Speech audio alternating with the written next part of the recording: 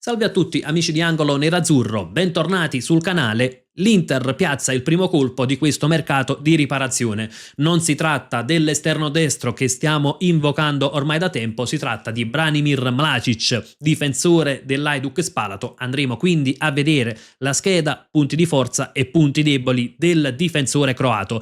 Andremo poi ad analizzare anche l'infortunio di Çalhanoğlu, ieri lo abbiamo soltanto accennato, vedremo quali sono le partite che salterà il turco e soprattutto cosa comporterà per l'Inter, come l'Inter può sopperire all'assenza del regista titolare. Naturalmente andremo a vedere anche le ultimissime in vista della sfida di questa sera, visto che ci sono delle novità per quanto riguarda la probabile formazione. Naturalmente prima di iniziare vi ricordo un bel like al video e l'iscrizione al canale. Come dico sempre, sono operazioni davvero semplicissime che non costano nulla, che però danno un grandissimo supporto, soprattutto ecco se vi piacciono i contenuti.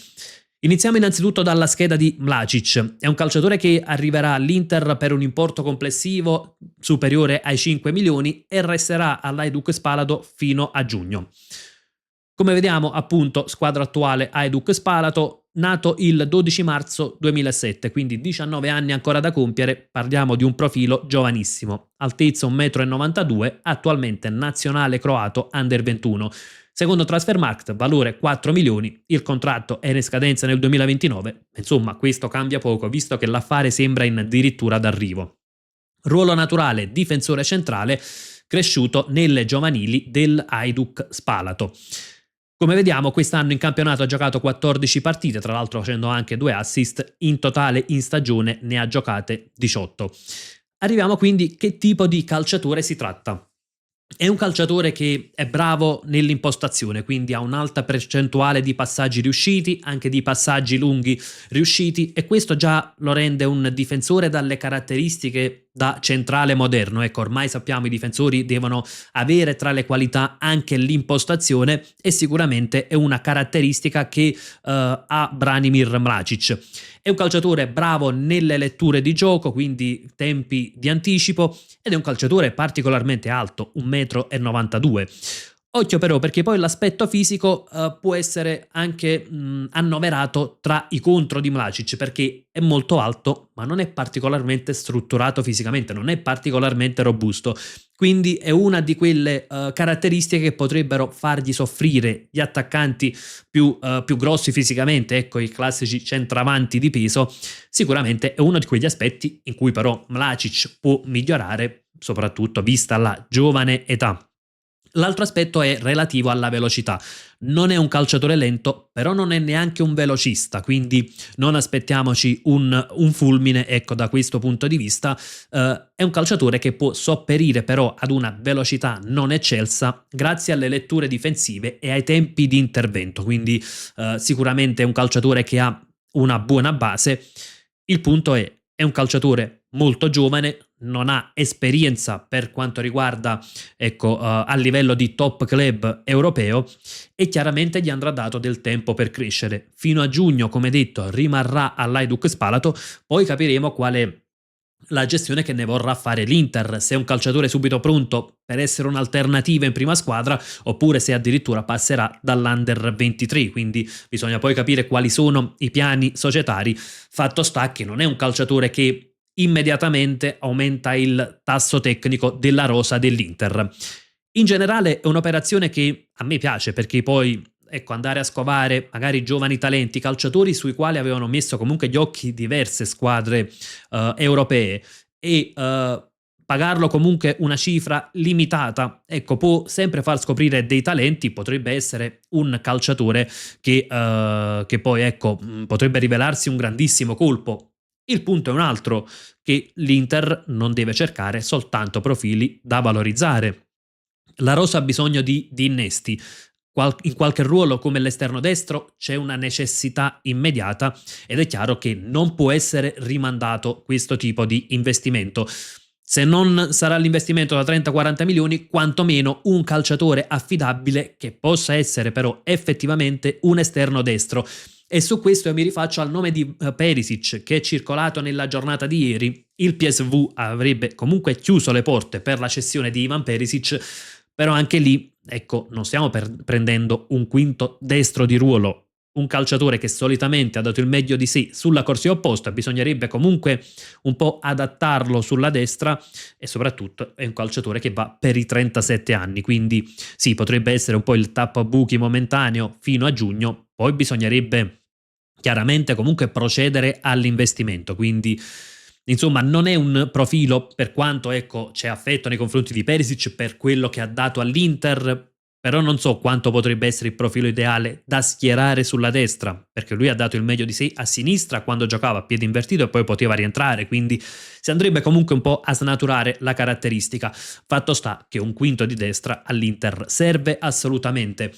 E ecco, per risolvere il problema sulla corsia di destra, l'Inter nei contatti col Nottingham Forest per Frattesi aveva chiesto Ndoye, al momento il Nottingham non lo cede e la situazione Frattesi è un po' bloccata perché l'Inter vuole un obbligo di riscatto, potrebbe ecco ammorbidirsi sulla formula soltanto in caso di scambio, quindi al momento anche situazione Frattesi che è bloccata. Passiamo invece alla situazione relativa ad Hakan Çalhanoğlu. Come abbiamo riportato anche ieri, si tratta di un risentimento al soleo per renderci conto, insomma, il tipo di muscolo è praticamente questo, quindi si tratta di un muscolo del polpaccio, il soleo sinistro. Quali partite salterà Hakan Çalhanoğlu, cosa perderà particolarmente l'Inter? Queste sono le partite che salterà, si tratta di uno stop di circa 15-20 giorni, quindi sicuramente ovviamente Inter-Lecce di stasera, Udinese-Inter, Inter-Arsenal e questa è una perdita molto pesante di Hakan Çalhanoğlu per questa partita, andremo a vedere anche perché. Inter-Pisa poi potrebbe ecco rientrare tra Dortmund e Cremonese, però molto probabilmente l'Inter non affretterà i tempi del rientro per non rischiare eventuali ricadute e verosimilmente diciamo che la data cerchiata è quella del weekend del 15 febbraio Inter-Juventus, quindi in quel caso salterebbe o al massimo giocherebbe uno spezzone tra le partite di Coppa Italia contro il Torino, tra l'altro Torino che ieri ha battuto la Roma e quindi sarà Inter-Torino il 4 febbraio alle 21, si giocherà a Monza perché il San Siro non è disponibile per le Olimpiadi invernali o al massimo per Sassuolo-Inter del weekend dell'8 febbraio. Arriviamo al punto cosa l'Inter perde tantissimo con Hakan Çalhanoğlu. Partiamo dal presupposto che i calciatori che possono sostituire Çalhanoğlu sarebbero Barella o Zielinski, quindi si tratta comunque di andare un po' a rimescolare le carte del centrocampo. Attualmente il centrocampo titolare è Barella, Çalhanoğlu, Zielinski, quindi si tratta di prendere una mezzala, spostarla nel ruolo di regista e poi inserire che sia Mkhitaryan o Sucic. Quello che l'Inter perde tanto è l'aspetto, ciò che riesce a fare Çalhanoğlu in fase di non possesso in primis, perché magari la regia, anche Zielinski, riesce a cavarsela bene. E quindi, come vediamo anche dalla grafica, ecco, contrasti a partita 1,4, palle recuperate 4,9, chiusure difensive per partita 0,7. Palle recuperate 4,9, queste invece sono quelle di Zielinski, quindi sicuramente si perde qualcosa in quanto all'equilibrio che dà Çalhanoğlu, anche in contrasti 0,6 quelli di Zielinski, mentre quelli di Hakan Çalhanoğlu sono ben 1,4.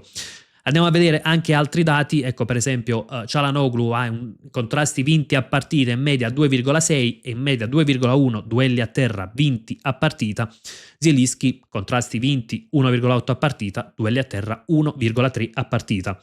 Quindi è chiaro che si perde già qualcosa in fase di non possesso.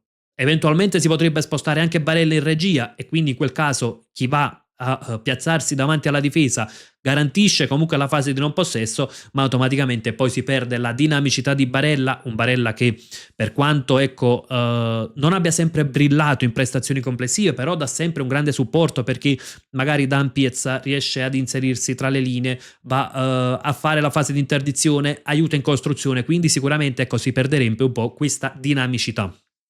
L'Inter potrebbe soffrire l'assenza di Çalhanoğlu in particolare nei big match.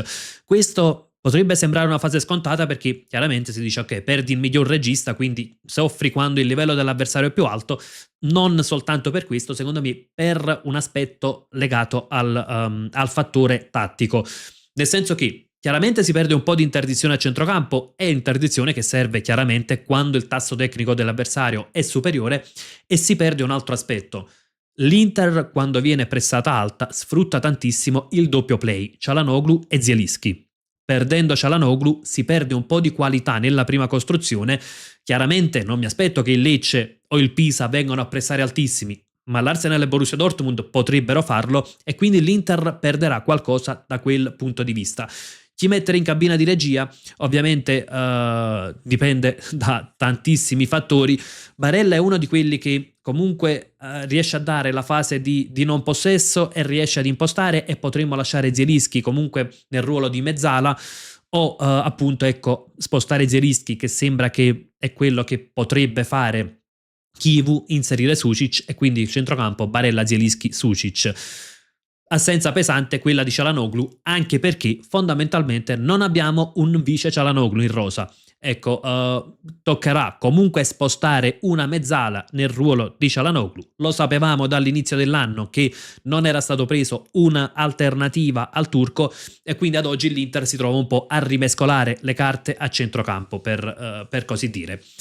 Andiamo anche a vedere quelle che sono invece le ultime di formazione per quanto riguarda la partita di stasera, quindi ci rifacciamo un po' più al calcio giocato. Andiamo a prendere le formazioni di Sport Mediaset. Dovrebbe scendere in campo Bissek e non Akanji, come invece veniva riportato ieri, Acerbi nel ruolo di centrale e Bastoni, Luis Enrique ancora confermato sulla destra, ma è chiaro è un avversario in Lecce che, per quanto ovviamente avrà poco il possesso di palla, ma attaccherà sulle corsie esterne, quando riparte sfrutterà anche la corsia esterna, e quindi si mette forse il meno peggio in questo momento dal punto di vista tattico.